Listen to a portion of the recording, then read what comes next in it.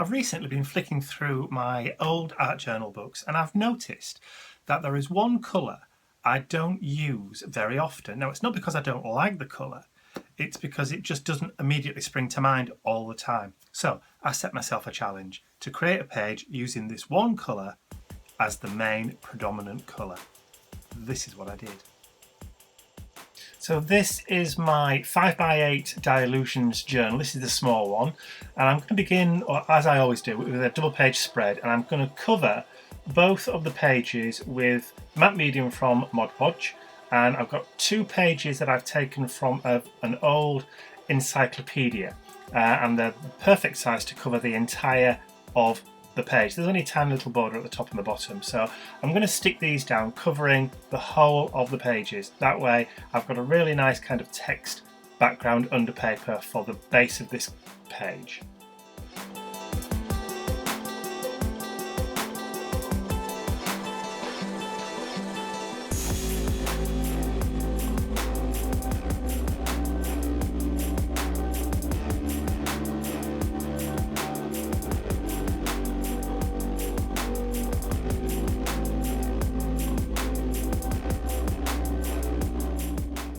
So these 2 pages are now well and truly saturated with the matte medium, and it's really going to act as a sealant. So all I need to do now is to make sure it's all nice and dry before I can begin adding my first layer of colour.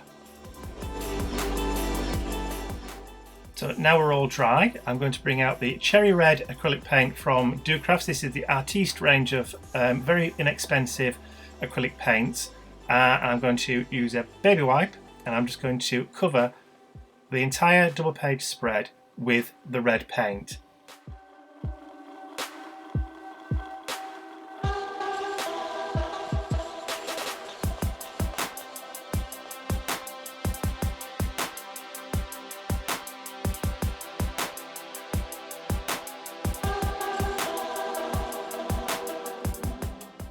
Because I don't use red very often, this paint hasn't been touched in quite some time, probably actually a couple of years, and I noticed that it was starting to leave a kind of chalky deposit behind on the page as it was drying, and it wasn't staying as red as it should do. Now you can see that what looks like areas that I haven't particularly covered very well, but actually that's the paint, and it was leaving this really sort of chalky effect that I really didn't like. So I decided to dry it off and then bring in another brand of red acrylic paint to go over the top of that one.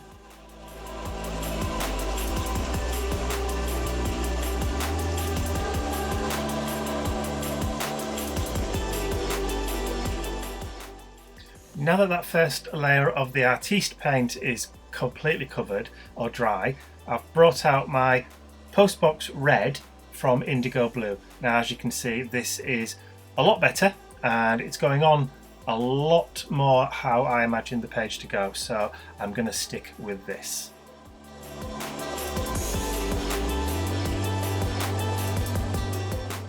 I haven't watered any of this paint down. This is exactly as it comes from the pot, but as you can see it's still not 100% opaque enough to cover the text underneath, which is perfect.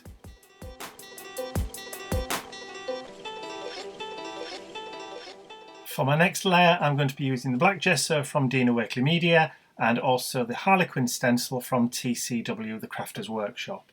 So using a craft sponge, as you can see, I'm just taking the paint directly from the pot and then just dabbing it off into the lid, and then I'm going to stencil through using the sponge and just randomly place this pattern onto the background directly.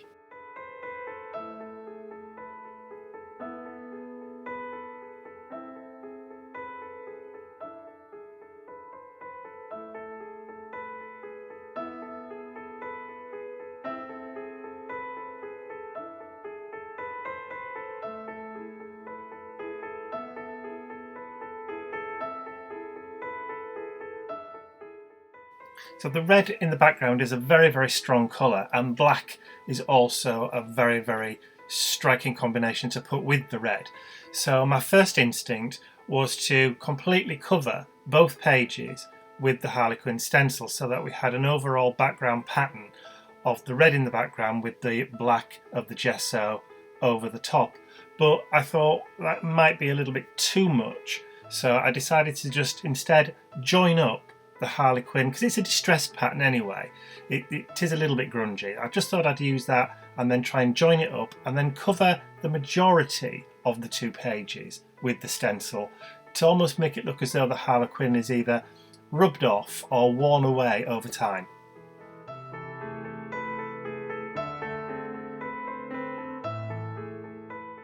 So I'm really happy with the way that looks. So I'm just going to grab my heat gun and then make sure it's all nice and dry before we move on to the next step.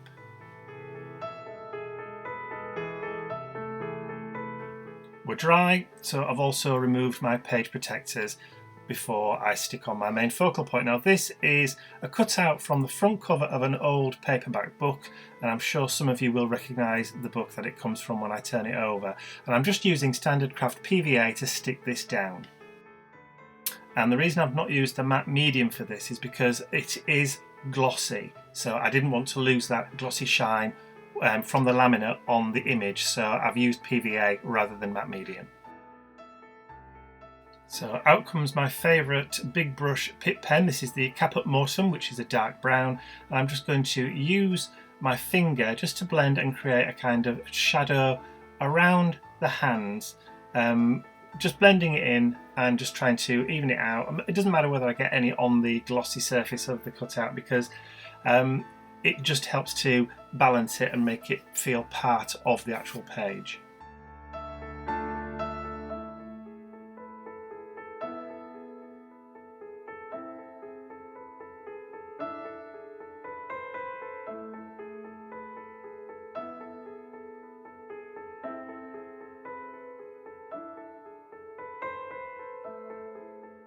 So I'm fairly happy with the way that looks. What I'm going to do is I'm going to let that sit and dry on its own for a bit, go make a cup of coffee, and then when I come back we'll be ready to go. Out comes the jet black archival ink and a blending tool. All I'm going to do is just using the blending tool, go around the outside of my double page spread and give it that framed border.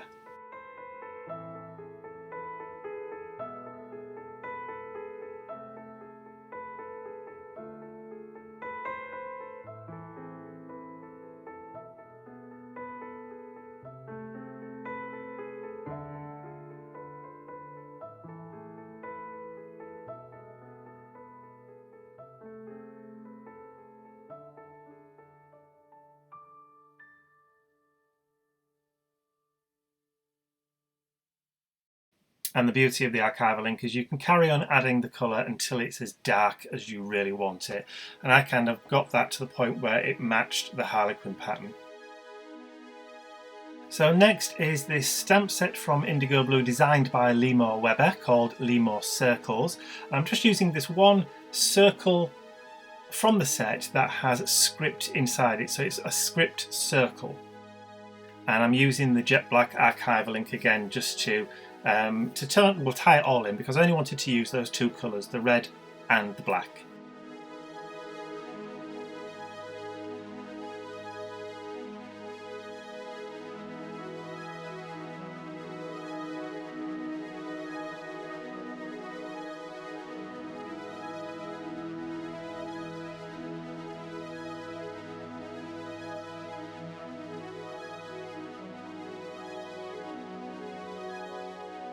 So I'm happy with the placement of the script circles now, so I'm just going to bring up my heat gun and dry off the ink, and then I'm ready to add my focal quote to the page.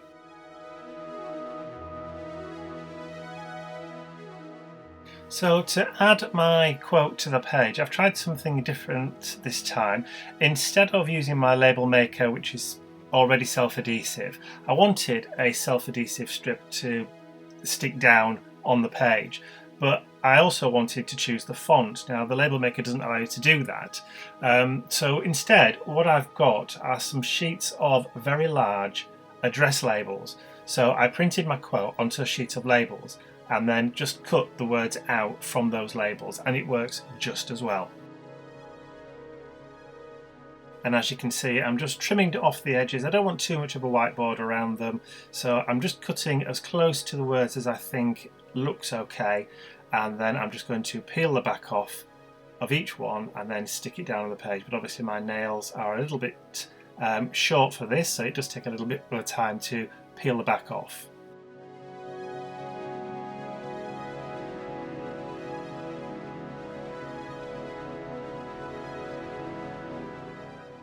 And as you can see on my right thumb, it is still bruised from when I trapped it in the car door, so it did actually hurt a little bit to try and get the back off too, so you'll have to forgive me for this one. It finally came off after a struggle, so I can continue sticking down.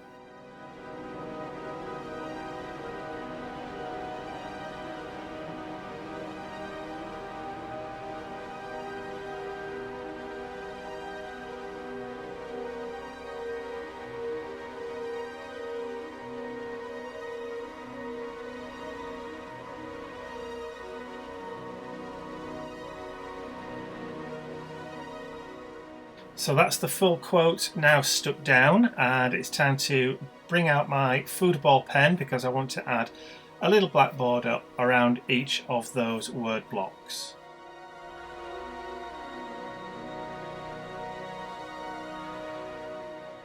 So I'm going to try and keep the black border as close and as neat around these word blocks as possible. I don't want to use squiggly lines and rough scrawled borders around these. I want to keep it kind of neat and crisp and trim.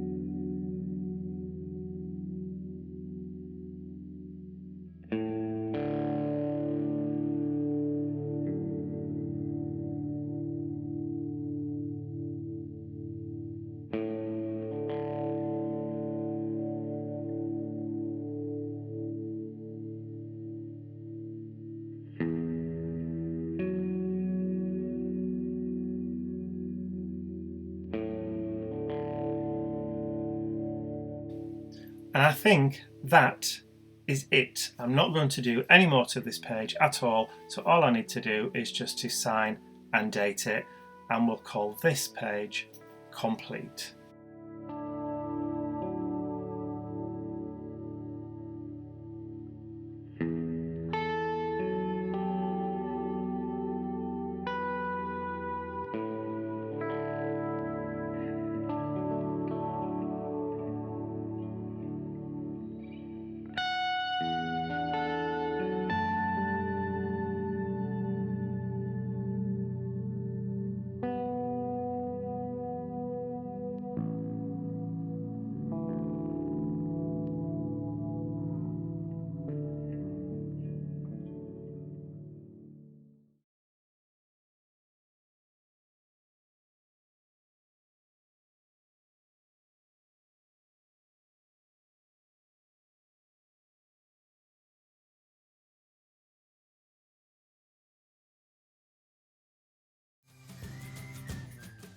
So it is quite a strong colour, is red, and it's the colour that you often associate with anger, and I think that's probably one of the reasons why I don't use it that often, because I'm not all that angry very often.